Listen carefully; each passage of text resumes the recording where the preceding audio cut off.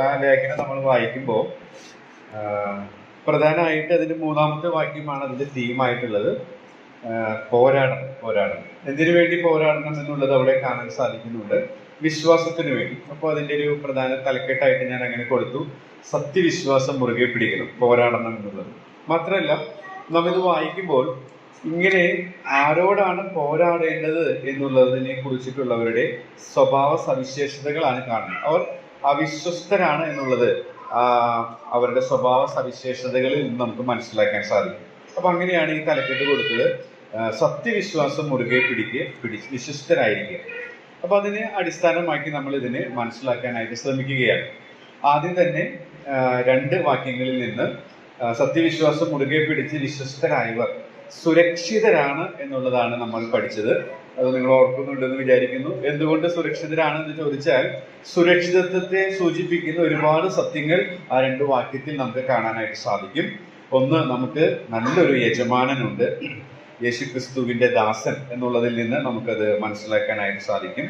അതുപോലെ തന്നെ അതിലുള്ള മറ്റു ക്രിയാപദങ്ങളെല്ലാം നമുക്കുള്ള ക്രിസ്തുവിലുള്ള സുരക്ഷിതത്വത്തെ കുറിച്ച് സൂചിപ്പിക്കുന്നതാണ്. അപ്പൊ അതിൽ നിന്ന് നമ്മൾ ആ കാര്യങ്ങളൊക്കെ ചിന്തിക്കാനിടയായിട്ട് തീർന്നു.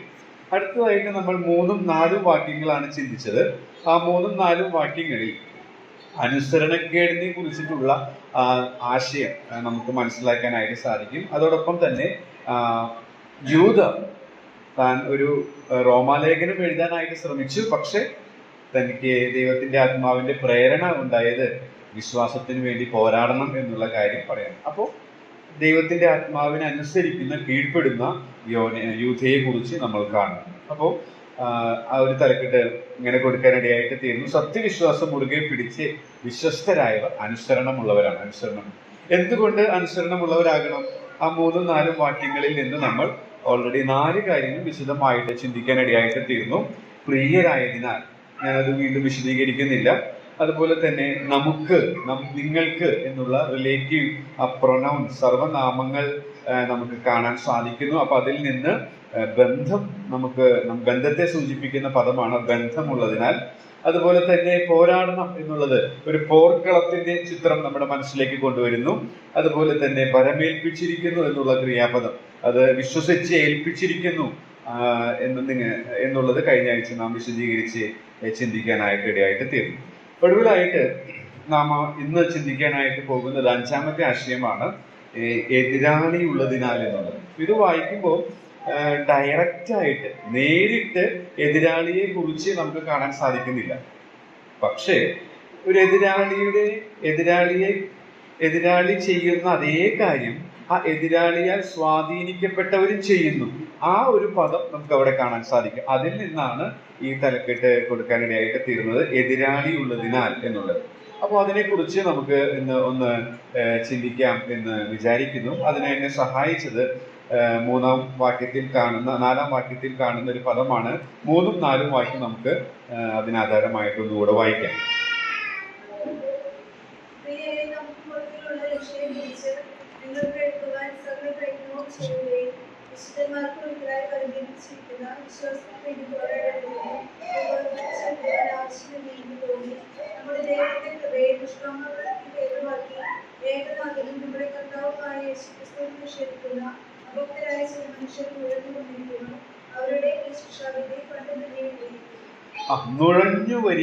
നുഴഞ്ഞു വന്നിരിക്കുന്നു എന്നുള്ള ആ പ്രയോഗത്തിൽ നിന്ന് നമുക്ക് അതിൽ നിന്നാണ് ഈ എതിരാളിയെ കുറിച്ച് ചിന്തിച്ചത്. ഈ നുഴഞ്ഞു വരിക എന്നുള്ളത് പെട്ടെന്ന് നമ്മുടെ മനസ്സിലേക്ക് വരുന്നത് ഏദൻ തോട്ടത്തിലേക്ക് ഹവ്വയുടെ അടുത്തേക്ക് പാമ്പിന്റെ രൂപത്തിൽ വന്ന ആ പിശാചിനെ കുറിച്ചാണ്. അവന്റെ അതേ സ്വഭാവം തന്നെയാണ് ഇവിടെയുള്ള ദുരുപദേഷ്ടാക്കന്മാരും ചെയ്യുന്നത്. നുഴഞ്ഞു വരിക എന്നുള്ളതിന്റെ അർത്ഥം നേരെയുള്ള വാതിലിലൂടെ വരാതെ സൈഡിലുള്ള വാതിലൂടെ വരിക.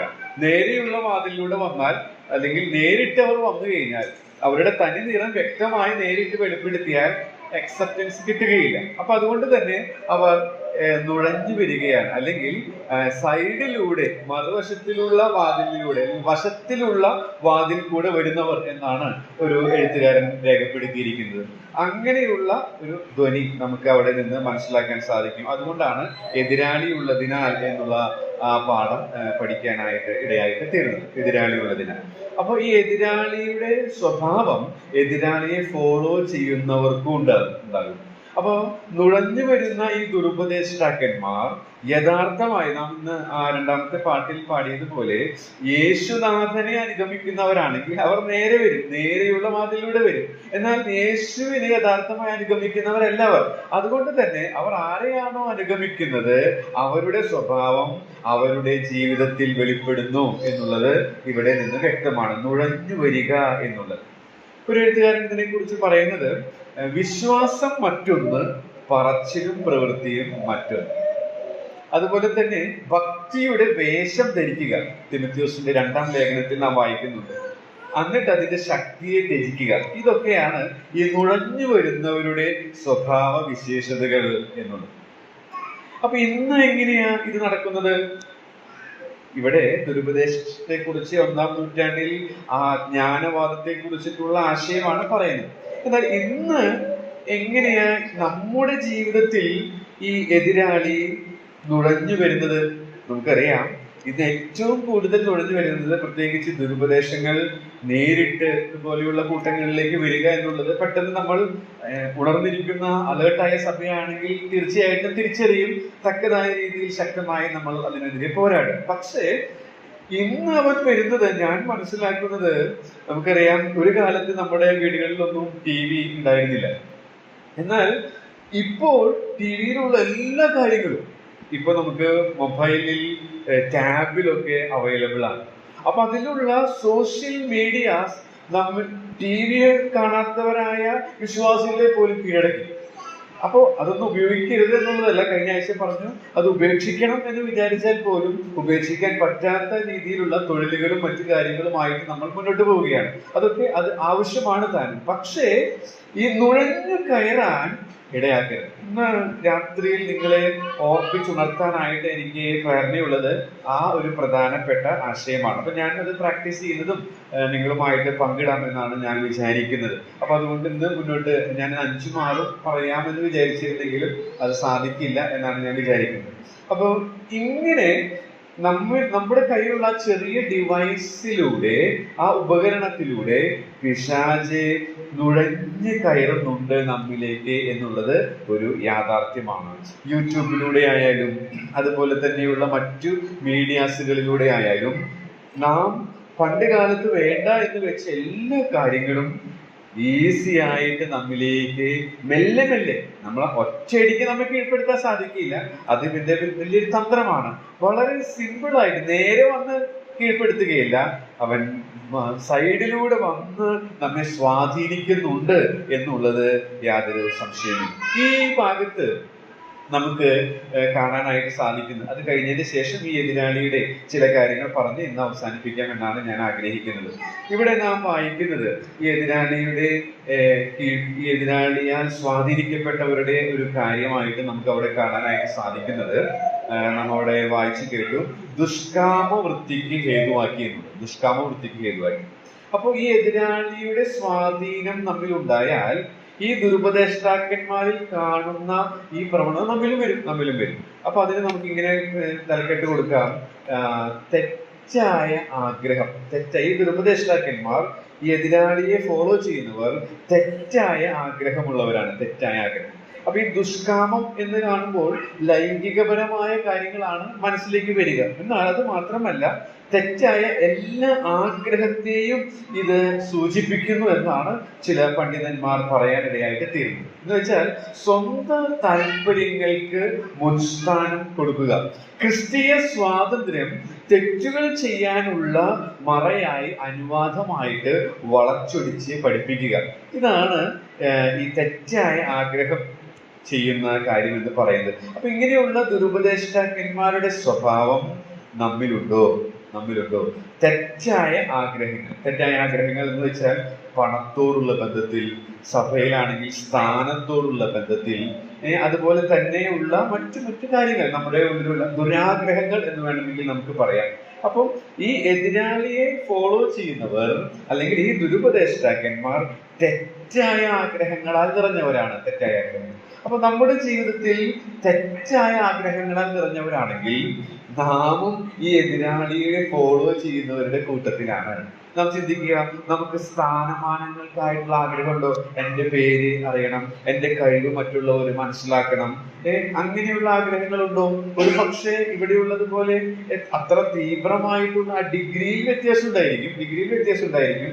പക്ഷെ നമ്മിലൊക്കെ ഇങ്ങനെയുള്ള ആഗ്രഹങ്ങൾ, അതിനാണ് സ്വന്തം താല്പര്യങ്ങൾ, സ്വന്തം ഇഷ്ടങ്ങൾക്കാണ് നാം മുൻസ്ഥാനം കൊടുത്ത് ജീവിക്കുന്നതെങ്കിൽ നമ്മിലും ഈ ദുരുപദേഷ്ടാക്കന്മാരുടെ അല്ലെങ്കിൽ എതിരാളിയെ ഫോളോ ചെയ്യുന്നവരുടെ സ്വാധീനമുണ്ട് എന്നുള്ളത് നാം പരിശോധിക്കേണ്ടത് അല്ലെങ്കിൽ നമ്മൾ മനസ്സിലാക്കേണ്ടത് ആവശ്യം. രണ്ടാമത്തെ ഒരു കാര്യം എന്ന് പറയുന്നത്, ഇങ്ങനെ മറ്റൊരു കാര്യം നാം അവിടെ വായിച്ചത് നിഷേധിക്കുന്ന 4-ാമത്തെ വാക്യത്തിൽ നാം വായിച്ചു, നമ്മുടെ ദൈവത്തിന്റെ കൃപയെ ദുഷ്കാമവൃത്തിക്ക് ഹേതുവാക്കി ഏകനാഥനും നമ്മുടെ കർത്താവുമായ യേശു ക്രിസ്തുവിനെ നിഷേധിക്കുന്ന എന്നുള്ള. അപ്പൊ നിഷേധിക്കുക, അപ്പൊ നമുക്കത് തെറ്റായ ചിന്തയുള്ളവർ എന്ന് നമുക്ക് എടുക്കാനായിട്ട് സാധിക്കും. നിഷേധിക്കുക.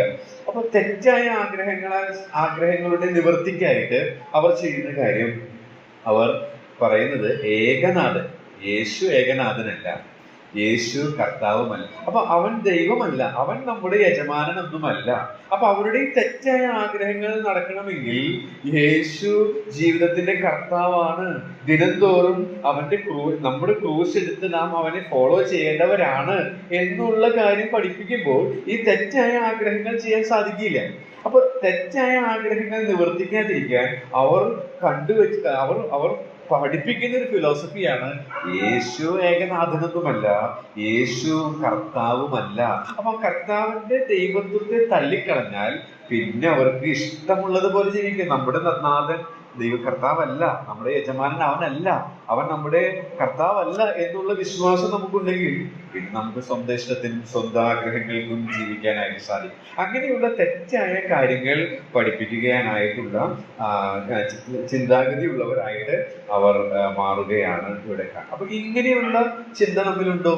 ഇങ്ങനെയുള്ള തെറ്റായ ചിന്ത ഒരു പക്ഷേ നമ്മുടെ ചിന്തയിൽ ഇല്ല എന്ന് നമ്മൾ പറഞ്ഞാലും നമ്മുടെ പ്രവൃത്തി നമ്മുടെ ചിന്തയെ സാധൂകരിക്കുന്നതാണ്.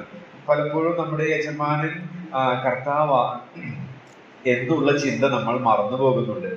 ഓരോ വിഷയത്തോടുള്ള ബന്ധത്തിലും, സഭയിലുള്ള ആലോചന മീറ്റിങ്ങുകളാണെങ്കിലും, അല്ലെങ്കിൽ സഭയിൽ ഒരു തീരുമാനം എടുക്കേണ്ട കാര്യമാണെങ്കിലും, വ്യക്തി ജീവിതത്തിലാണെങ്കിലും, വിവാഹത്തോടുള്ള ബന്ധത്തിലാണെങ്കിലും, പല കാര്യങ്ങളിൽ നമ്മുടെ അന്തിമ തീരുമാനം കർത്താവിന്റെ വാക്കുകളല്ല എങ്കിൽ തീർച്ചയായിട്ടും ഈ തെറ്റായ ചിന്താഗതി ഫോളോ ചെയ്യുന്നവരാണ് നമ്മൾ എന്നുള്ളത് ഒന്ന് പരിശോധിക്കേണ്ടത് ആവശ്യമാണ്. മൂന്നാമതായിട്ട് അവിടെ അഭക്തരായ എന്നുള്ള പദം നാം കാണുന്നു. നിഷേധിക്കുന്ന, അഭക്തരായ. അപ്പൊ തെറ്റായ ഭക്തിയെ കുറിച്ച് നമുക്ക് മനസ്സിലാക്കാനായിട്ട് സാധിക്കും. തെറ്റായ ഭക്തി ഇന്ന് നമ്മുടെ സമൂഹത്തിൽ നിറഞ്ഞിരിക്കുന്ന ഒരു വലിയൊരു ക്യാൻസർ ആണിത്. അതായത് തെറ്റായ ഭക്തി എന്ന് വെച്ചാൽ കപടഭക്തി. നാം ഉള്ള അവസ്ഥയിൽ നിന്ന് വ്യത്യസ്തരായി അഭിനയിക്കുന്ന നല്ല അഭിനേതാക്കളായിട്ട് നാം മാറുന്ന അവസ്ഥ. നാം ഭക്തരെന്ന് നടിച്ച് ജീവിക്കുന്ന ഒരവസ്ഥ. അപ്പൊ ഇവിടെ തെറ്റായ ഭക്തി അല്ലെങ്കിൽ അഭക്തരാണ്. ഇവിടെ നമുക്കറിയാം, രക്ഷിക്കപ്പെടാത്ത എല്ലാവരും അഭക്തരാണ്. പക്ഷെ ഇവിടെ അഭക്തരെന്ന് പറയുമ്പോൾ ഇവർ ഭക്തരാണെന്ന് സഭയിൽ നടിക്കുകയാണ്. എന്നാൽ വാസ്തവത്തിൽ ഉള്ളിന്റെ ഉള്ളിൽ അവർക്ക് ലവലേശം ഭക്തിയില്ല. അവരുടെ ഭക്തി അവരുടെ മനോഭാവത്തെയോ അവരുടെ സ്വഭാവത്തെയോ രൂപാന്തരപ്പെടുത്തുന്നു. അപ്പൊ നാം ഭക്തരാണ് എന്ന് നാം പറയുന്നെങ്കിൽ നമ്മുടെ മനോഭാവങ്ങളും നമ്മുടെ ചിന്തകളും നമ്മുടെ സ്വഭാവവും അനുദിനം രൂപാന്തരപ്പെടുന്നില്ലെങ്കിൽ നമ്മുടെ ഭക്തി അത് കേവല അഭിനയമാണ്. അത് കപടഭക്തിയാണ്. കർത്താവ് ഭൂമിയിലായിരുന്നപ്പോൾ ഏറ്റവും ശക്തമായി ശാസിച്ച ഒരു വിഭാഗം അങ്ങനെയുള്ളവരായിരുന്നു. അപ്പൊ നമ്മിൽ ഇങ്ങനെ തെറ്റായ ഭക്തിയുണ്ടോ? തെറ്റായ ചിന്തയുള്ളവനാണോ ഞാൻ? തെറ്റായ ആഗ്രഹങ്ങളുടെ ഒരു കലവറയാണോ എൻ്റെ ഹൃദയം? ഇതൊന്ന് പരിശോധിച്ച് കർത്താവിന്റെ സന്നിധിയിൽ നിരപ്പ് പ്രാപിച്ച് മുന്നോട്ട് പോകുന്നത് വളരെ നല്ലതായിരിക്കും എന്ന് ഞാൻ ഈ തരുണത്തിൽ ഓർമ്മിക്കാനായിട്ട് ആഗ്രഹിക്കുകയാണ്. അപ്പൊ ഞാൻ ഈ ഭാഗം ആ രീതിയിൽ അവിടെ നിർത്തുകയാണ്. എതിരാളി ഉള്ളതിനാൽ എന്നുള്ളത് എതിരാളിയുടെ സ്വഭാവം നുഴഞ്ഞു വരികയാണ്. സോഷ്യൽ മീഡിയയിലൂടെയൊക്കെ അവൻ നമ്മിൽ പലരെയും സ്വാധീനിച്ചു കഴിഞ്ഞു. അങ്ങനെ വരുമ്പോൾ സംഭവിക്കുന്ന കാര്യം, നല്ല ആഗ്രഹങ്ങൾക്ക് പകരം തെറ്റായ ആഗ്രഹങ്ങൾ ഉണ്ടാകും. നല്ല ചിന്തകൾക്ക് പകരം തെറ്റായ ചിന്തകളാൽ നാം നിറയും.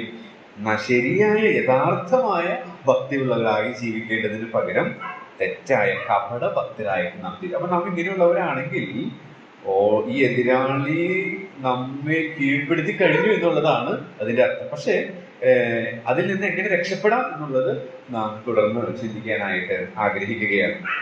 ഓക്കെ,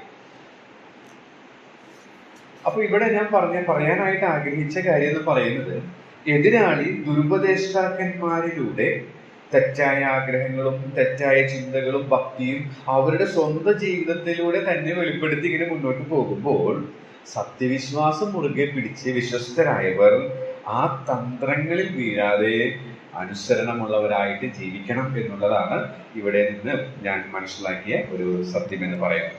ഒരു എഴുത്തുകാരൻ എഴുതിയിരിക്കുന്നത് പോരാട്ടത്തിലെ ഏറ്റവും പ്രധാനമായ പ്രമാണമാണ് ശത്രുവിനെ അറിയണം എന്നുള്ളത്. ശത്രുവിനെ അറിയണം. അപ്പൊ അതുകൊണ്ടാണ് ഇന്ന് ഈ കാര്യം പറയാം എന്ന് ഞാൻ വിചാരിച്ചത്. ഇതോടുകൂടെ ഈ പോർഷൻ കഴിഞ്ഞ് അടുത്ത ഭാഗത്തേക്ക് കടക്കാമെന്ന് വിചാരിച്ചത്. പക്ഷേ ഈ ഭാഗത്തിൽ നിന്ന് ചില കാര്യങ്ങൾ ഓർപ്പിക്കണം എന്നാണ് എനിക്ക് ശക്തമായ പ്രേരണയുണ്ടായത്. ആ എഴുത്തുകാരൻ ഇങ്ങനെയാണ് എഴുതിയിരിക്കുന്നത്: പോരാട്ടത്തിലെ ഏറ്റവും പ്രധാനമായ പ്രമാണങ്ങളിൽ ഒന്ന് ശത്രുവിനെ അറിയണം എന്നുള്ളതാണ്. ശത്രുവിനെ അറിയണം.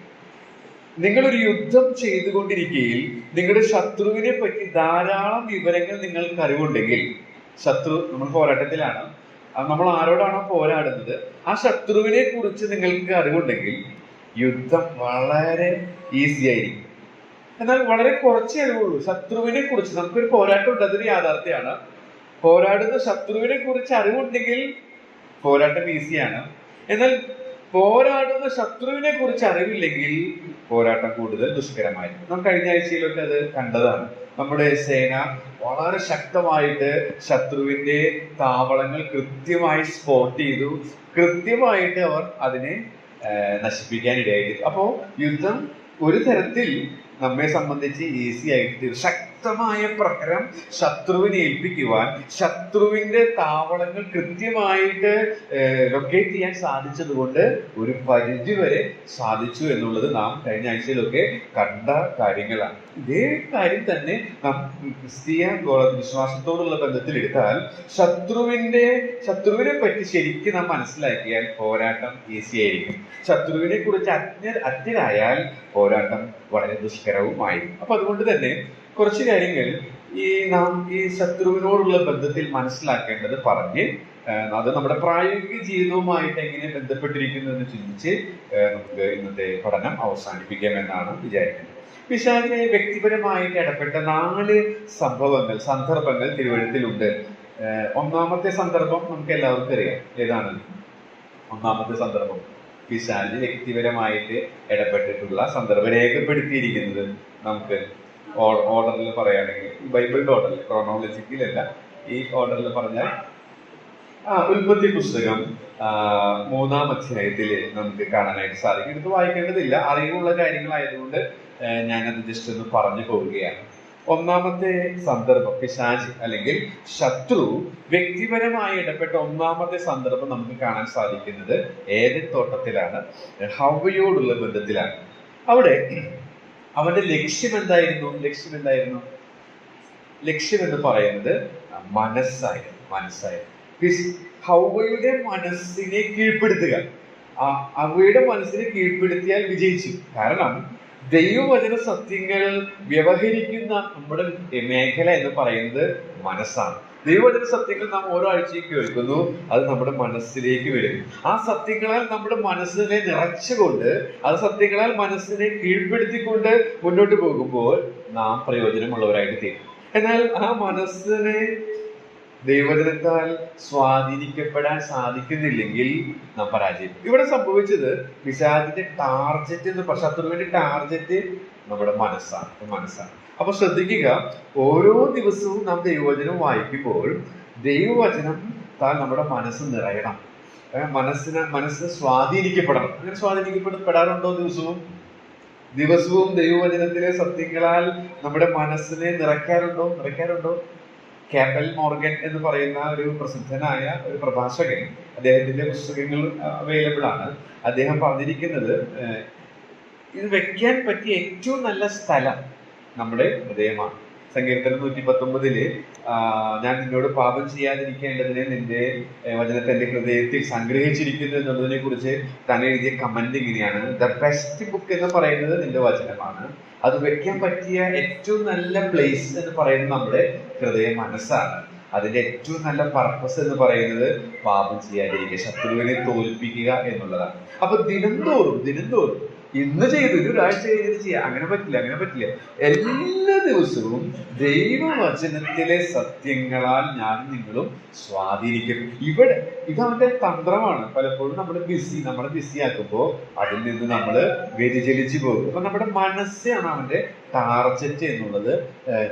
ആയുധം ഇവിടെ എന്തായിരുന്നു? അവന്റെ ആയുധം, ശത്രുവിന്റെ ആയുധം എന്തായിരുന്നു? ഈ വ്യക്തിപരമായി ഇടപെട്ട ഒന്നാമത്തെ സന്ദർഭത്തിൽ അവന്റെ ആയുധം ശരിയായ കാര്യമല്ല അവിടെ പറഞ്ഞത്, അല്ലെ? ബോഷ്കാണ്. വാസ്തവമായിട്ടുള്ള കാര്യം മറച്ചു വെച്ച് അവർക്ക് ഇൻട്രസ്റ്റ് ജലിപ്പിക്കുന്ന രീതിയിൽ അത് അവതരിപ്പിച്ചു. അതൊരു ബോഷ്കാണ്. ഇന്നും അങ്ങനെ തന്നെയാണ്. കുറച്ചുകൂടി ഷോർട്സ് കാണാൻ നമുക്ക് സമയമുണ്ട്, അത് ചവറായിട്ട് കാണാൻ നമുക്ക് സാധിക്കുന്നില്ല. പക്ഷെ അത് കാണുമ്പോൾ ഒരു ചെറിയൊരു മനസ്സിനൊരു കുളിർമ, ഒരു സുഖം, ഒരു ചെറിയ താൽക്കാലിക സന്തോഷം. അപ്പോ ആ വാസ്തവമായ ക്രിസ്തുവിലുള്ള സന്തോഷത്തെ മറച്ചു വെച്ച് ഇങ്ങനെയുള്ള കാര്യങ്ങളിൽ നമ്മളെയൊക്കെ അവൻ കീഴ്പ്പെടുത്തുകയാണ്. അവന്റെ ആയുധം ബോഷ്കാണ്. യഥാർത്ഥമായത് മറച്ചു വെക്കും എന്നുള്ളതാണ്. എന്നിട്ട് ചെറിയൊരു സുഖം നമുക്ക് നൽകും. ഇനി പിശാചിന്റെ ഉദ്ദേശം എന്തായിരുന്നു? അവന്റെ ഉദ്ദേശം യഥാർത്ഥമായി അവരെ കുറിച്ചിട്ടുള്ള ദൈവത്തിന്റെ ഇഷ്ടം അറിയാതെ പോകണം. ദൈവത്തിന്റെ വചനത്തിന് മനസ്സിൽ സ്ഥാനം കൊടുത്താൽ ദൈവത്തിന്റെ ഇഷ്ടം അറിയാൻ പറ്റും. ദൈവത്തിന്റെ വചനത്തിന് മനസ്സിലെ ഹൃദയത്തിൽ സ്ഥാനം കൊടുക്കാതിരുന്നാലോ ദൈവത്തിന്റെ ഇഷ്ടം നമ്മൾ അറിയില്ല. അപ്പൊ നമ്മൾ പരാജയപ്പെട്ടു പോകും. അപ്പോ ശത്രുവിന്റെ ഒരു തന്ത്രമാണ് നമുക്കിവിടെ പഠിക്കാനായിട്ട് ഉൽപ്പത്തി പുസ്തകം 3 പഠിക്കാൻ സാധിക്കുന്നത്. നമുക്ക് അറിവുള്ള കാര്യമായതുകൊണ്ട് ഞാനത് എടുത്തു വായിച്ചു പോകുന്നില്ല.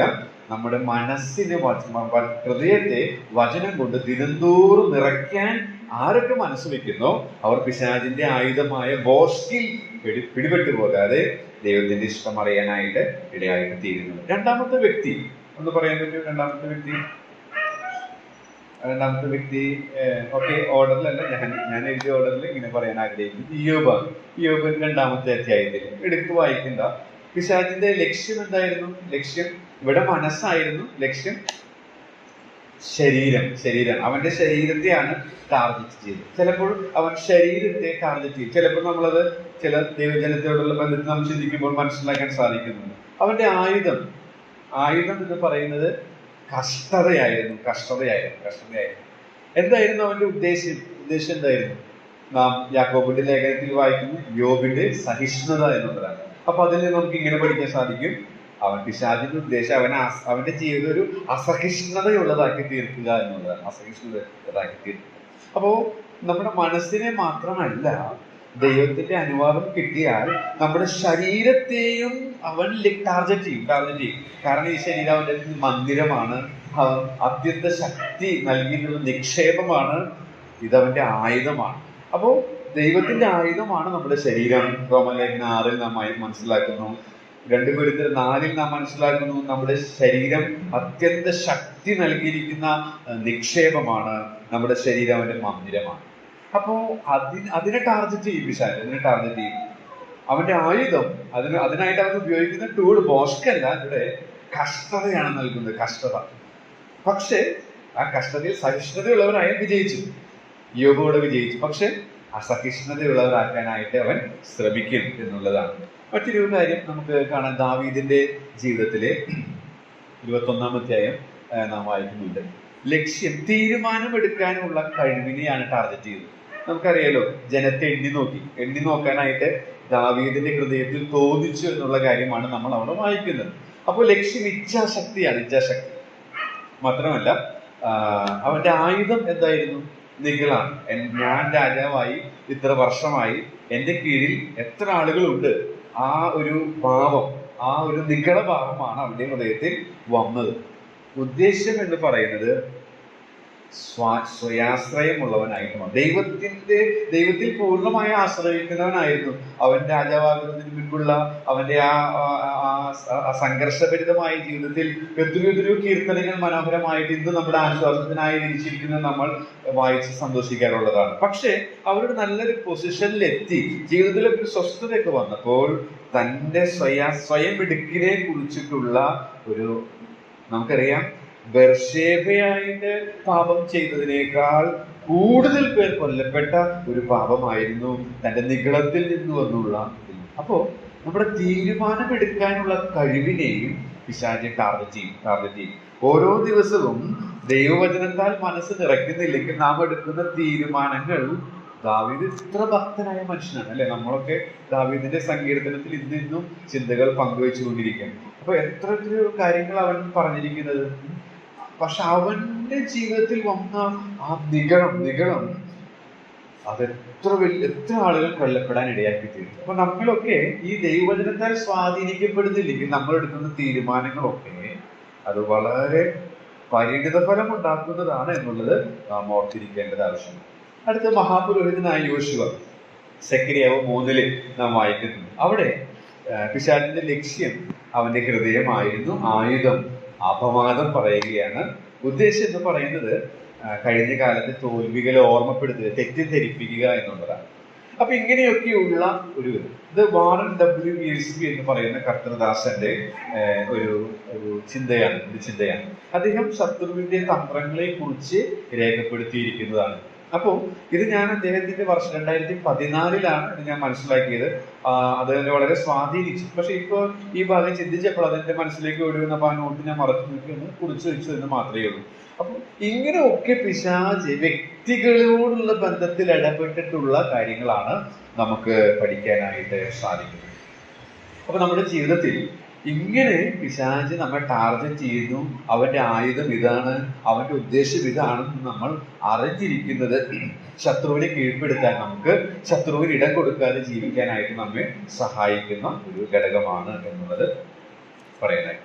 ഇതിന്റെ ചില പ്രായോഗിക കാര്യങ്ങൾ ഞാൻ മനസ്സിലാക്കിയത് ഒന്ന് നിങ്ങളോട് പറയാൻ ആഗ്രഹിക്കുകയാണ്. നമുക്കറിയാം പിശാചിന്റെ ആരംഭം അതുകൂടെ പറഞ്ഞിട്ട് നമ്മൾ പ്രായോഗിക ജീവിതത്തിലേക്ക് വരാം. പിശാചിന്റെ ആരംഭത്തെ കുറിച്ച് നാം വായിക്കുന്നത് യെശയ്യാവ് 44 യെഹെസ്കേൽ 28 പിശാചിനെ കുറിച്ചിട്ടുള്ള വിവരണം നമ്മൾ കാണുന്നത്. അപ്പോൾ അവിടെ പിശാചിന് വന്ന പരാജയം, ആ പരാജയം തന്നെയാണ് ഇന്ന് നമ്മിലും വരുന്നത്. അപ്പൊ അതുകൊണ്ട് തന്നെ ആ പിശാച്, ലൂസിഫർ എന്ന് പറയുന്ന ആ ദൂതൻ എങ്ങനെ പിശാചായിട്ട് മാറി എന്നുള്ളത് ആ ഭാഗങ്ങൾ യെശയ്യാവ് 14 യെഹെസ്കേൽ 28 നമ്മളൊന്ന് നോക്കുമ്പോൾ മനസ്സിലാക്കാനായിട്ട് സാധിക്കും. 4 കാര്യങ്ങൾ, അതിൽ തന്നെ ആ കാര്യങ്ങൾ തന്നെ ഇന്നും നമ്മളിലൊക്കെ ഉണ്ട് എന്നുള്ളത് അത് പരിശോധിക്കുമ്പോൾ നമുക്ക് മനസ്സിലാക്കാനായിട്ട് സാധിക്കും. ലൂസിഫർ എങ്ങനെ പിശാചായിട്ട് മാറി എന്നുള്ളതാണ്. ഒന്നാമതായിട്ട് യെശയ്യാവ് 14:12 നമുക്കൊന്ന് വായിക്കാം. യെശയ്യാവ് 14:12.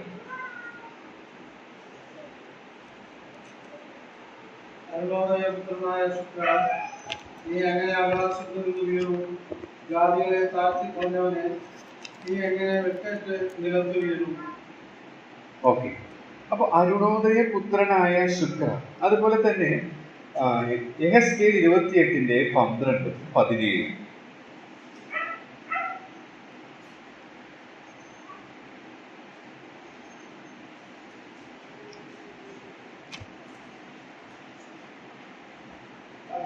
നീ സ്വരാജാവിനെ കുറിച്ചൊരു വിലാപം പറയുന്നത്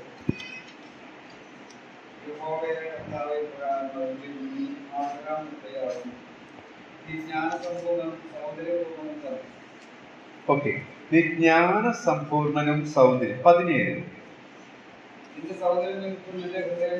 ഓക്കെ, നിന്റെ സൗന്ദര്യം നിന്ന്. അപ്പോ ഒന്നാമത് ഈ ലൂസിഫർ പിശാചായി തീർന്നത്, അല്ലെങ്കിൽ ആ ദൂതൻ നാം ഇന്ന് വായിക്കും നമ്മുടെ എതിരാളിയായി ശത്രുവായിട്ട് മാറിയത് അവന്റെ സൗന്ദര്യ നിമിത്തം നിഗളിച്ചു എന്നാണ് നാം വായിക്കുന്നത്.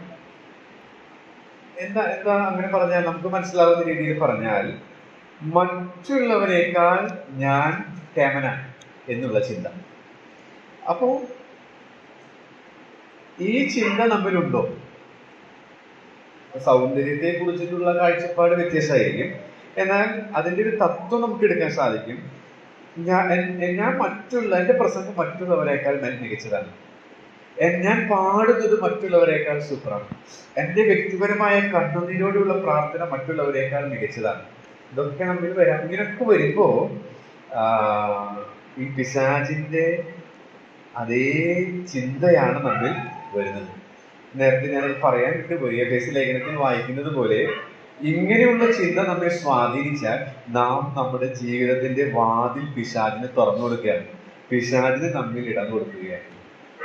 മറ്റുള്ളവരെക്കാൾ കേമനാണ് ഞാൻ എന്ന് ഇപ്പോ പഠനത്തിലാകാം, തൊഴിലിലാകാം, ഏത് മേഖലയിലും ഇവിടെ നമ്മൾ അവന്റെ സൗന്ദര്യം മറ്റുള്ളവരുടെ സൗന്ദര്യത്തെക്കാൾ ഞാൻ മികച്ചവനാണ്, അവൻ നികളം വന്നു. അപ്പൊ ഇത് മറ്റുള്ളവരെക്കാൾ ഞാൻ മികച്ചവനാണ് എന്നുള്ള തോന്നൽ നമ്മിൽ വരുമ്പോൾ ഉറപ്പായിട്ടും ചിന്തിക്കുക, പിശാചിന് നമ്മിൽ ഇടം കൊടുത്തു, ശത്രുവിനൊരു ഇടം നമ്മുടെ ജീവിതത്തിന്റെ വാതിൽ തുറന്നു കൊടുത്ത് ഒരു പ്ലേസ് അവന് കൊടുത്തു എന്നുള്ളത് ഓർക്കുക. രണ്ടാമത്തെ ഒരു കാര്യം അവിടെ നിന്ന് മറ്റൊരു കാര്യം ആ ഭാഗത്ത് നിന്ന് പഠിക്കാൻ ആഗ്രഹിക്കുന്നത്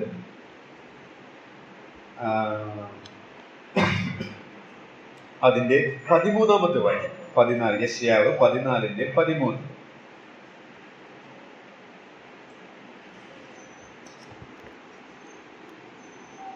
യെശയ്യാവ്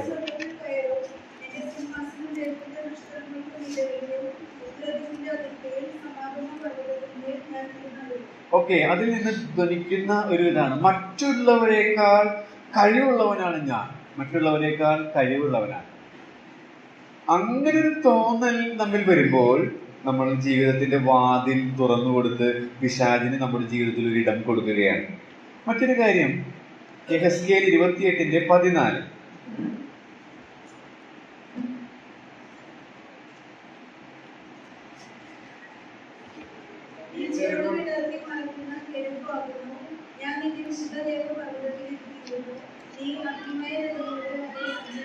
ഓക്കെ, ഇരുത്തി. അപ്പൊ അവന്റെ സ്ഥാനത്തെ കുറിച്ച് നാം വായിക്കുന്നുണ്ട്, മറ്റുള്ളവരേക്കാൾ ഉയർന്നവനാണെന്ന തോന്നൽ.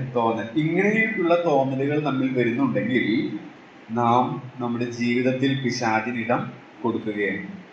മറ്റത് യെശയ്യാവ് 14:14 വായിക്കേണ്ട മത്സരം, അവന്റെ മത്സരമാണ്. ലൂസിഫറിന്റെ മുകളിൽ ദൈവം മാത്രമേ ഉള്ളൂ, പക്ഷെ ആ ദൈവത്തിനേക്കാൾ കേമനാവണം എന്നുള്ളൊരു ചിന്ത മത്സരം, അവന്റെ മത്സരം. അപ്പൊ നികളവും മത്സരവും എന്ന് വേണമെങ്കിൽ നമുക്ക് പറയാം. അപ്പോൾ പ്രായോഗികമായി നാം ചിന്തിച്ചാൽ ഇങ്ങനെയുള്ള മറ്റുള്ളവരെക്കാൾ ഞാൻ സുന്ദരനാണ്, മികച്ചവനാണ്, സുന്ദരനാണെന്നേക്കാൾ മികച്ചവനാണ്, മറ്റുള്ളവരെക്കാൾ ഞാൻ കഴിവുള്ളവനാണ്, മറ്റുള്ളവരെക്കാൾ ഞാൻ ഉയർന്നവനാണ്. അതുപോലെ തന്നെ നമുക്ക് വെച്ചിരിക്കുന്ന ഒരു അധികാര അതിനെ കവച്ചു വെക്കാനുള്ള ഒരു പ്രവണത നമ്മിലുണ്ടെങ്കിൽ, അത് സഭയിലായാലും നമ്മുടെ തൊഴിലിടങ്ങളിലായാലും എവിടെയായാലും കുടുംബത്തിലായാലും ദൈവം ഓരോ അധികാര പരിധി വെച്ചിട്ടുണ്ട്, നമുക്കൊക്കെ ഓരോ ബൗണ്ടറി ഉണ്ട്. ആ ബൗണ്ടറി കവച്ചു വെക്കാനുള്ള ടെൻഡൻസി നമുക്ക് വരുന്നുണ്ടെങ്കിൽ നിശ്ചയമായും നാം ഓർക്കുക, നമ്മുടെ ജീവിതത്തിൽ പിശാചിന് നമ്മൾ ഇടം കൊടുത്തു കഴിഞ്ഞു, ശത്രുവിന് ഇടം കൊടുത്തു കഴിഞ്ഞു. ലൂസിഫർ എന്ന് പറയുന്ന ആ സുന്ദരനായ ദൂതൻ പിശാചായ സ്റ്റെപ്പുകളാണ് നമ്മൾ ഈ ഭാഗത്ത് നിന്ന് മനസ്സിലാക്കാനായിട്ട് ശ്രമിച്ചത്. അവന്റെ സൗന്ദര്യം, അവന്റെ സാമർഥ്യം, അവന്റെ സ്ഥാനം, അവന്റെ മത്സരം. അപ്പൊ ഇങ്ങനെയൊക്കെയുള്ള പ്രവണതകൾ നമ്മിലൊക്കെ ഉണ്ട്. അതിന് നാം വശംവദനായി തീരുമ്പോൾ നമ്മുടെ ജീവിതത്തിൽ പിശാചിന് ഇടം കൊടുക്കുകയാണ്. അങ്ങനെ ഇടം കൊടുക്കുമ്പോഴാണ് നാം പരാജയപ്പെട്ടു പോകാനായിട്ട് ഇടയായിട്ട് തീരുന്നത്. ഓക്കെ, അപ്പോ നാം വളരെ സൂക്ഷ്മതയോടെ ജീവിക്കണം എന്നുള്ളതാണ് ഇവിടെ നിന്ന് പഠിക്കാനായിട്ട് ആഗ്രഹിക്കുന്നത്. ഇനി ഞാനിതിന്റെ പ്രായോഗികമായ വശത്തിലേക്ക് ഒന്ന് വരാനായിട്ട് ആഗ്രഹിക്കുകയാണ്. ശത്രുവിന് നമ്മുടെ ഉള്ളിൽ ഇടം കൊടുക്കാതെ ജീവിക്കണം.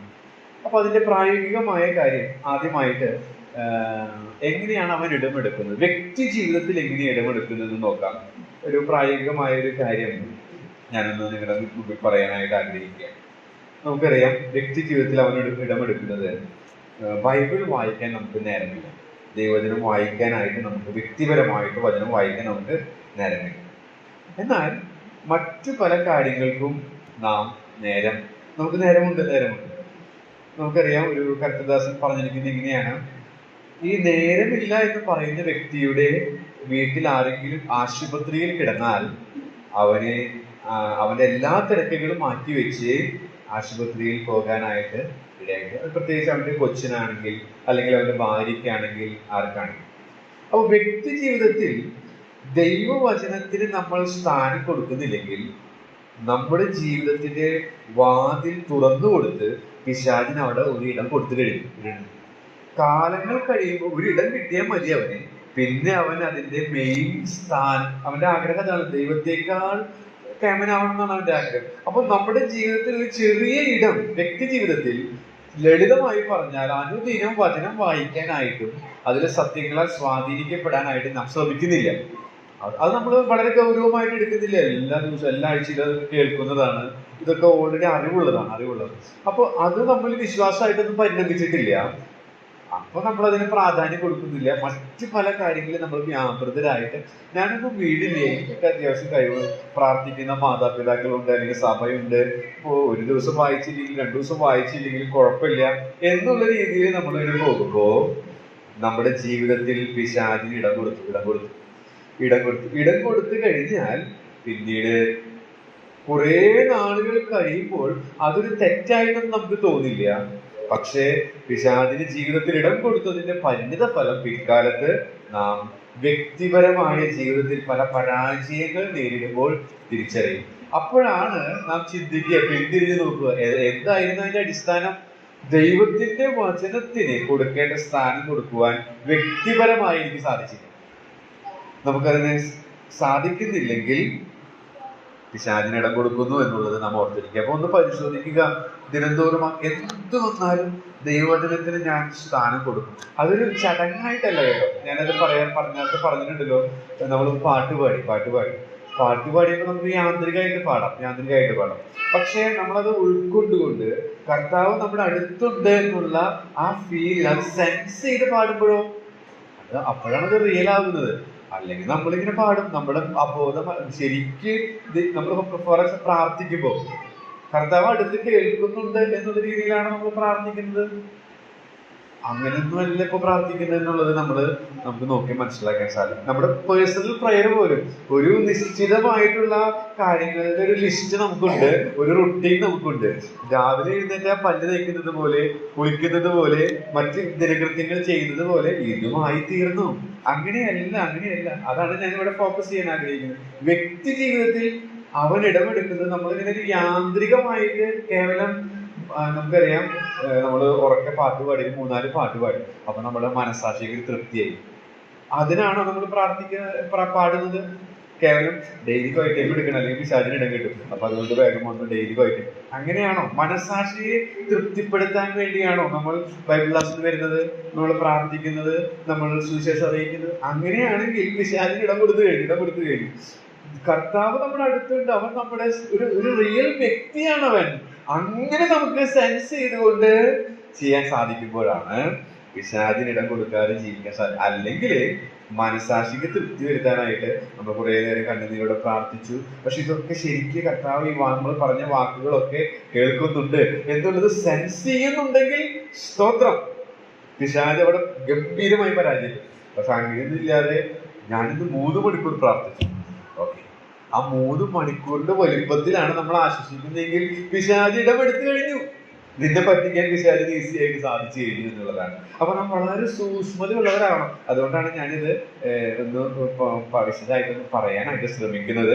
ഞാനിത് ശ്രദ്ധിക്കുന്നു. ഇപ്പോഴൊക്കെ LKG ലെവലേ ആയിട്ടുള്ളൂ, പക്ഷെ അപ്പൊ തന്നെ അതിന്റെ ടേസ്റ്റ് വളരെ മനോഹരമാണ്. എന്നാൽ അപ്പോ ഓരോ വർഷം കഴിയുന്തോറും, ഓരോ ദിവസം കഴിയുന്തോറും 1-ാം ക്ലാസ്സിലേക്കും 2-ാം ക്ലാസ്സിലേക്കും കയറണമെന്നുള്ള അതിയായ ഉത്കടമായ ആഗ്രഹമാണ് നമുക്ക് ഉണ്ടാകേണ്ടത്. അപ്പൊ വ്യക്തിപരമായ ജീവിതത്തിൽ ദൈവവചനം വായിക്കുന്നു, പ്രാർത്ഥിക്കുന്നു, പാടുന്നു. പക്ഷെ ഇതെല്ലാം നമ്മുടെ മനസ്സിന് തൃപ്തിക്ക് വേണ്ടിയിട്ടാണെങ്കിൽ നമ്മളും നാമധേയ ആൾക്കാരും തമ്മിൽ വലിയ വ്യത്യാസമൊന്നുമില്ല. പക്ഷെ ഇതൊരു ലൈവ് ബന്ധമാണ് എന്നുള്ളത് ആസ്വദിച്ചാണ് നമ്മൾ ചെയ്യുന്നതെങ്കിൽ സ്തോത്രം, പിശാച് ഇടപെടുത്തിട്ടില്ല. അല്ലെങ്കിൽ പിശാച് ഇടപെടുത്തു കഴിഞ്ഞു, സൂക്ഷിക്കുക. ഇന്ന് മുതലെങ്കിലും കർത്താവ് അടുത്തുണ്ടെന്നുള്ളത് ശരിക്കും സെൻസ് ചെയ്തുകൊണ്ട് തന്നെ പിശാചിന് ഇടം കൊടുക്കാത്തവരായിട്ട് നാം തീരേണ്ടത് ആവശ്യമാണ്. ഇനി അടുത്തത് കുടുംബജീവിതത്തിലാണ്. കുടുംബജീവിതത്തിൽ നമുക്കറിയാം, രണ്ട് കാര്യങ്ങളാണ് ഞാനിവിടെ ഇന്ന് പ്രായോഗികമായിട്ട് പറയാൻ ആഗ്രഹിക്കുന്നത്. ഒന്ന് കോപമാണ്. കോപം നമുക്കറിയാം, ചിലരൊക്കെ പെട്ടെന്ന് കോപിക്കുന്നവരാണ്. എന്തുകൊണ്ടാണ് കോപം ഉണ്ടാകുന്നത്? ഒരു എഴുത്തുകാരൻ എഴുതിയിരിക്കുന്നത് ഇങ്ങനെയാണ്: ഞാൻ പ്രധാനപ്പെട്ട വ്യക്തിയാണ്, ഞാൻ ആഗ്രഹിച്ചത് എനിക്ക് കിട്ടിയില്ല, അപ്പോൾ എന്ത് വന്നു? എനിക്ക് അസ്വസ്ഥത വന്നു. അതിന്റെ പ്രതികരണമാണ് കോപമായിട്ട് തീരുന്നത്. അപ്പൊ കുടുംബ ജീവിതത്തിൽ നമുക്കറിയാം, കോപം രണ്ട് ഡിവൈൻ ആങ്കറും ഉണ്ട്, അല്ലെ? വിശുദ്ധമായ കോപമുണ്ട്. നമ്മുടെ കർത്താവ് കോപിച്ചു, ചാട്ടയെടുത്ത് ദേവാലയത്തിൽ ശുദ്ധീകരിച്ചു.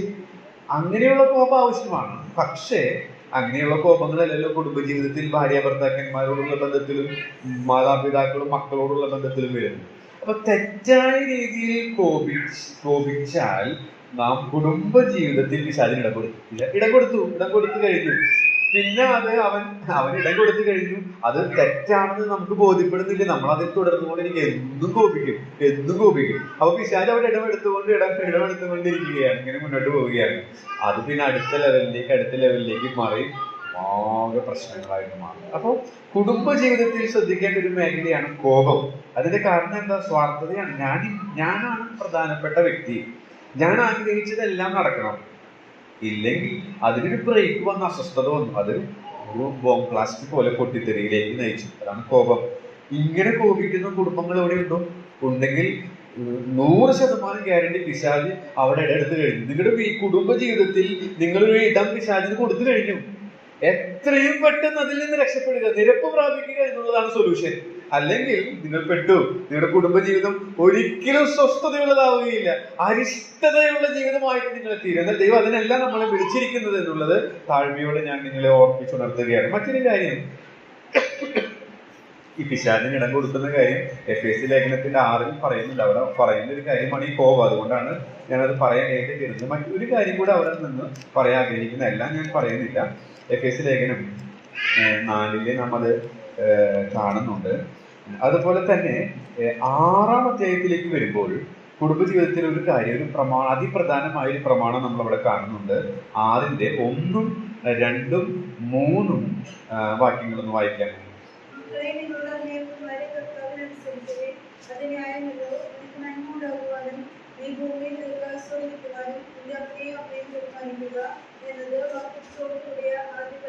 ഓക്കെ, മക്കളോടുള്ള ബന്ധത്തിൽ കുടുംബജീവിതത്തിൽ പിശാചിന് ഇടം കൊടുക്കുന്നതാണ് ഞാൻ പറയാൻ ശ്രമിക്കുന്നത്. വ്യക്തി ജീവിതത്തിൽ ഞാൻ പറഞ്ഞു. കുടുംബജീവിതത്തിൽ മക്കളോടുള്ള ബന്ധത്തിൽ അവർ അനുസരിക്കേണ്ടുന്ന 100% അനുസരിക്കേണ്ടുന്ന, നേരിട്ട് പറഞ്ഞിരിക്കുന്ന ഒരു പ്രമാണമാണിത്. മാതാപിതാക്കളെ അനുസരിക്കണം, അവരെ ബഹുമാനിക്കണം. ഇന്ന് കാലത്ത് അതൊന്നും ഇല്ല എന്നുള്ളത്, കുടുംബത്തിൽ അതില്ല, അപ്പൊ പിന്നെ അത് കലാലയങ്ങളിലും ഇല്ല, സമൂഹത്തിലും ഇല്ല, സഭയിലും ഇല്ല എന്നുള്ളത് വാസ്തവമാണ്. അപ്പൊ നേരിട്ട് കൃത്യമായി പറഞ്ഞിരിക്കുന്ന ഒരു പ്രമാണമാണ് മാതാപിതാക്കളെ അനുസരിക്കണം, ബഹുമാനിക്കണം. അങ്ങനെ അവരെ ട്രെയിൻ ചെയ്തെടുക്കണം. അല്ലാണ്ട് തനിയത് വരില്ല. നമ്മളത് ദൈവത്തിന്റെ പ്രമാണം എന്ന് മനസ്സിലാക്കി മക്കളെ അനുസരിപ്പിച്ച്, മാതാപിതാക്കളെ അനുസരിക്കുന്നവരായും ബഹുമാനിക്കുന്നവരായും നമ്മൾ വളർത്തണം. ഇല്ലെങ്കിൽ നമ്മുടെ കുടുംബജീവിതത്തിന്റെ വാതിൽ പിശാചിന് തുറന്നു കൊടുത്ത് അവനിടം കൊടുത്തു കഴിഞ്ഞാൽ അതിന്റെ കോൺസിക്വൻസസ് നമ്മൾ തന്നെ അനുഭവിക്കും. അതുകൊണ്ടാണ് ഇത് ഗൗരവമുള്ള കാര്യമാണെന്ന് ഞാൻ ഈ ഒരു ദിവസത്തിൽ മുഴുവനായിട്ട് പറയാൻ ശ്രമിച്ച കാര്യം. പിശാചിന് നമ്മൾ വ്യക്തി ജീവിതത്തിൽ ഇടം കൊടുത്താൽ അവൻ മൊത്തത്തിൽ അത് കൊളാക്കി തരും. അതുപോലെ തന്നെ കുടുംബജീവിതത്തിൽ ശ്രദ്ധിക്കേണ്ട 2 കാര്യങ്ങളൊന്ന് ഞാൻ ഓർമ്മിച്ചു എന്ന് മാത്രം. ഒന്ന് കോപം, തെറ്റായ കോപം, വെറുതെ അത് നമ്മുടെ സ്വാർത്ഥതയെ വെളിപ്പെടുത്തുക. അപ്പോൾ പിശാചിന് നമ്മൾ ഇടം കൊടുക്കുകയാണ്. രണ്ടാമതായിട്ട് മാതാപിതാക്കളെ ബഹുമാനിക്കുകയും അനുസരിക്കുകയും വേണം. അതിന് ഒരു ഒഴിവുകഴിവില്ല. 100% അത് ചെയ്യണം. അതിന് യാതൊരു ഒഴിവുകഴിവില്ല. ദൈവ മക്കളുടെ വീട്ടിൽ അങ്ങനെ ഉണ്ടെങ്കിൽ, അതില്ലെങ്കിൽ പിന്നെ മറ്റുള്ളവരുടെ വീട്ടിൽ ഇല്ല. അങ്ങനെയുള്ള കാര്യങ്ങൾ നമ്മൾ മാധ്യമങ്ങളിൽ കാണുമ്പോൾ അതിശയിക്കാനായിട്ട് ഇല്ല എന്നുള്ളതാണ്. അപ്പൊ നമ്മൾ കോപിക്കുന്ന കുടുംബം, അതുപോലെ തന്നെ മാതാപിതാക്കളെ അനുസരിച്ച് വളർത്താത്ത, ബഹുമാനം കൊടുത്ത് വളർത്താത്ത കുടുംബമാണെങ്കിൽ പിശാചിന് ഇടം കൊടുത്തു കഴിഞ്ഞു. പിശാചിന് ഇനി എത്രയും പെട്ടെന്ന് നിരപ്പ് പ്രാപിക്കുക. ചിലപ്പോഴോ അതൊന്നും സാധിക്കില്ല. ഞാൻ പറഞ്ഞ ഒരു വ്യക്തിയോടുള്ള ബന്ധത്തിൽ എളുപ്പമല്ല, വളരെ സങ്കടകരമായ അവസ്ഥയിലൂടെ അവർ കടന്നു പോവുകയാണ്. മറ്റൊരു കാര്യം എന്ന് പറയുന്നത് സഭാജീവിതത്തിലാണ്. സഭാജീവിതത്തിൽ നമ്മൾ മികച്ചവനാണ്, ഞാൻ നല്ല മൂപ്പനാണ്, അല്ലെങ്കിൽ ഞാൻ നല്ല പ്രസംഗകനാണ്, അതുപോലെ തന്നെ ഞാൻ ആയിരിക്കുന്നതിനപ്പുറം ഭാവിക്കാനായിട്ടുള്ള ശ്രമങ്ങൾ, ഇങ്ങനെയൊക്കെ ഉണ്ടാകുമ്പോൾ നമ്മൾ തീർച്ചയായിട്ടും പരാജയപ്പെട്ടു പോകും. പിശാചിന് ഇടം കൊടുക്കുകയാണ്. അതുപോലെ തെറ്റായ ഉപദേശങ്ങൾ സ്വാധീനിക്കപ്പെടുമ്പോഴൊക്കെ പിശാചിന് ഇടം കൊടുക്കുകയാണ്. അപ്പൊ ഞാൻ ഇന്ന് നിങ്ങളുടെ മനസ്സിലേക്ക് ഇടാനായിട്ട് ഉദ്ദേശിച്ച കാര്യം എന്ന് പറയുന്നത്, സത്യവിശ്വാസം മുറുകെ പിടിച്ച് വിശ്വസ്തരായവർ അവർ അനുസരണമുള്ളവരാണ്. എന്തുകൊണ്ട് അനുസരണമുള്ളവരാകണം? ഒരു കരുത്തനായ എതിരാളിയുണ്ട്. അവന്റെ തന്ത്രങ്ങളൊക്കെ നമ്മളെ ഭയങ്കരമായിട്ട് അപകടത്തിൽപ്പെടുത്തും. നമ്മുടെ സൂക്ഷ്മതക്കുറവ്, ജാഗ്രതക്കുറവ്, വ്യക്തി ജീവിതത്തിലുള്ള ജാഗ്രതക്കുറവ് നമ്മുടെ ജീവിതത്തെ മൊത്തം അത് അവതാളത്തിലാണ്. കുടുംബ ജീവിതത്തിൽ ശ്രദ്ധിക്കേണ്ട സമയത്ത് നാം ശ്രദ്ധിക്കാതിരുന്ന് പിശാചിന് ഇടം കൊടുത്താൽ, ശത്രുവിന് ഇടം കൊടുത്താൽ പരാജയപ്പെടും. ദൈവം കരുണ കാണിക്കും. പക്ഷെ അതിന്റെ കോൺസിക്വൻസസ് നമ്മൾ അനുഭവിക്കേണ്ടി വരും. മാത്രമല്ല സഭാജീവിതത്തിൽ അങ്ങനെ തന്നെയാണ്. പലപ്പോഴും നമ്മൾ പാപം ചെയ്യുമ്പോൾ, ഒരു എഴുത്തുകാരന്റെ കോട്ട് ഇങ്ങനെയാണ്: നമ്മൾ തെറ്റ് ചെയ്യുമ്പോൾ ആരും കാണുന്നില്ല എന്നാണ് നാം വിചാരിക്കുന്നത്. പക്ഷേ അദ്ദേഹം പറഞ്ഞ വാക്കുകൾ വളരെ ശക്തമാണ്. ആയിരക്കണക്കിന് സാത്താന്യ സേനകൾ ആനന്ദ നൃത്തം ചവിട്ടുകയാണ്. ഇവൻ കഴിഞ്ഞ ഞായറാഴ്ച പ്രസംഗിച്ചു, ഇന്ന് എനിക്ക് അവന്റെ ഹൃദയത്തെ അശുദ്ധി കൊണ്ട് നിറയ്ക്കാൻ സാധിച്ചു. ഇന്ന് അവനെന്റെ കീഴ്പ്പടിയിലായിരിക്കും. അദ്ദേഹത്തിന്റെ വാക്കുകളൊക്കെ വളരെ പവർഫുൾ ആണ്. അവന്റെ ഹൃദയത്തെ സ്വാധീനിക്കാൻ എനിക്ക് സാധിച്ചു എന്ന് പറഞ്ഞ് ആയിരക്കണക്കിന് സാത്താന്യ സേനകൾ ആനന്ദ നൃത്തം ചവിട്ടുകയാണ്. നമ്മുടെ കഴിഞ്ഞ ഞായറാഴ്ച നമ്മൾ അതിനെ കേട്ടു. ഇപ്പൊ ഇന്ന് വെള്ളിയാഴ്ചയായി, അതിനിടയിൽ നിങ്ങൾ ബുധനാഴ്ച കൂടി. ഈ ദിവസങ്ങളിൽ എത്ര പ്രാവശ്യം നമ്മുടെ ജീവിതം കണ്ട് സാത്താന്യ സേനകൾ ആനന്ദ നൃത്തം ചവിട്ടിയിട്ടുണ്ട്. വചനത്താൽ ഹൃദയത്തെ കുത്തി നിറയ്ക്കാൻ സാധിക്കാതെ അശുദ്ധി അവന്റെ ഹൃദയത്തിൽ കുത്തി നിറയ്ക്കാൻ എനിക്ക് സാധിച്ചു എന്ന് പറഞ്ഞ് അവൻ ബൈബിൾ ക്ലാസ് എടുക്കുന്നവനാണ്, അവൻ പ്രസംഗിക്കുന്നവനാണ്, അവൻ സുവിശേഷ പ്രവർത്തനങ്ങൾ ചെയ്യുന്നവനാണ്, ധാരാളം ഔദാര്യമായി കൊടുക്കുന്നവനാണ്. പക്ഷെ അവന്റെ ജീവിതം കണ്ടോ, അവന്റെ സീക്രട്ട് ലൈഫ് കണ്ടോ, അവൻ എന്തൊക്കെ കാര്യങ്ങളാണ് എൻജോയ് ചെയ്യുന്നത്. അവന്റെ മനോഭാവം എത്രമാത്രം മോശമാണ്, അവന്റെ ഉള്ളിൽ എന്തുമാത്രം കയ്പാണ് നിറഞ്ഞിരിക്കുന്നത്. ഇത് കാണുമ്പോൾ ആനന്ദ നൃത്തം ചവിട്ടുകയാണ്. നമ്മെ ഓരോ ദിവസവും നാം സൂക്ഷ്മതയോടെ ജീവിച്ചില്ലെങ്കിൽ പിശാചിന്റെ സേനകൾ ആനന്ദ നൃത്തം ചവിട്ടുവാൻ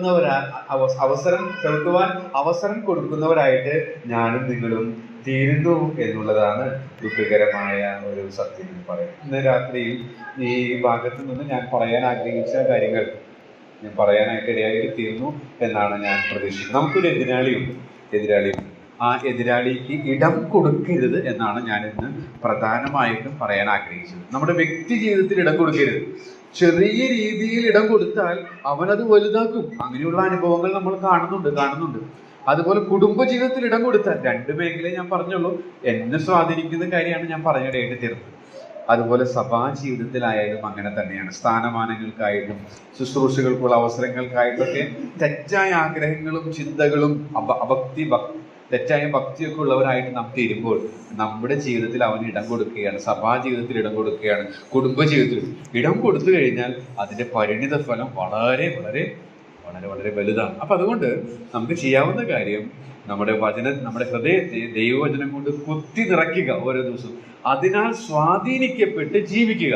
നമ്മുടെ പ്രാർത്ഥനകളും ശുശ്രൂഷകളും കർത്താവ് അടുത്തുണ്ട്, അവൻ കേൾക്കുന്നുണ്ട്, അവൻ കാണുന്നുണ്ട്, അവൻ അറിയുന്നുണ്ട്. അത് സെൻസ് ചെയ്യാം. കേവലം ഒരു യാന്ത്രികമായിട്ടുള്ള ജീവിതം നയിക്കാതിരിക്കാൻ. ആദ്യമൊക്കെ പരാജയപ്പെടും, കാരണം വർഷങ്ങളായി തുടരുന്ന ശീലം പെട്ടെന്ന് മാറ്റാൻ എളുപ്പമല്ല. പക്ഷേ രക്ഷയ്ക്കായിട്ട് കാംക്ഷിക്കുന്നവനെ ദൈവം അതിലാണ്. നിങ്ങൾക്ക് ഉത്കടമായ ആഗ്രഹമുണ്ടോ? അങ്ങനെ ജീവിക്കാൻ കർത്താവ് നമ്മെ സഹായിക്കും. ആദ്യം ചെറിയ ചെറിയ ഒരടി വെച്ചായിരിക്കും, പക്ഷെ മെല്ലെ മെല്ലെ അതിന്റെ അളവിൽ വലുതുണ്ടാകും. ആ രീതിയിൽ ആത്മസന്തോഷം അനുഭവിച്ച് ജീവിക്കാൻ അതിനായിട്ട് വചനം പറഞ്ഞതിനെയും കേട്ടതിനെയും ദൈവത്തിന്റെ ആത്മാവ് സഹായിക്കും.